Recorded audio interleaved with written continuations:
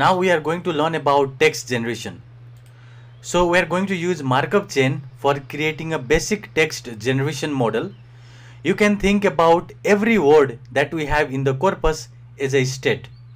Now from this particular word, if you want to generate the next word, then we have a simple assumption that the next word that we are going to generate is only dependent on the previous word or the previous state, and this is a basic assumption of a markup chain. So markup chain don't generate text that is really fancy or that has basic significance or that, but it is kind of fun and good also. So if you train your model maybe by using some deep learning algorithm, then it might works also. But for now we are going to implement simple markup chain here, and I'll give you an example how markup chain is going to work. Let's say I have this corpus. This is my corpus. Corpus is nothing but a collection of document. And what is document? Document is the sentence. So this is the first document and second document, third document. So this collection of this sentence or a document is called a corpus. So we have this corpus, and in this corpus I want to create a markup chain.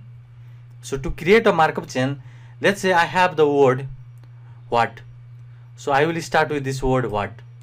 I have so many word what. You can start randomly, but I will start with the word what. Now the word what will be your key, because I will store in the dictionary, and if you remember, dictionary has key and value pair. So let's say the word will be my key. In my case it is what. Now next thing is, after what are the word that has come in our entire corpus. So after what I got the word a, so I will store a in here. And after what I also got can in the next document, so I can store can. I also have should, so I will store should. And I have this nonsense after the what, so I can also store nonsense. So these are the list of words that come after the what in our entire corpus. Similarly, we do it for all the word. Let's say the word here will be long. So if I take the word that is long, then we need to find what are the word that comes after long. So there is a time. So time comes after the long, and we have this doesn't matter, so there is no long. We don't have, I think, any other long, so this is all we have. Then after, let's say what will come. So see here I also missed this what. So there is another what, and after that what I have may, so I can just add here may. Now let's say this way we create a dictionary which contains the word, and the next value pair contains the word that comes after this word in our entire document. So this is a basic assumption. So the word that appears after is only dependent upon the word that appears previous.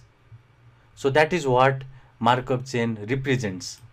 The word that we are going to predict will be this word, and this will be our prediction word, will be dependent upon the word that is of its predecessor, just a word above it. Now if you want to predict it will be only dependent upon what. It won't be dependent upon long, because you can see there is no a over here.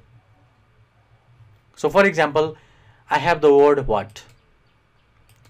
Now I need to generate a text after this what I should just generate. Let's say what I should come up with the next word. Then I'll go to the what, and I have these many list of the word that comes after the what. So I can select any of these.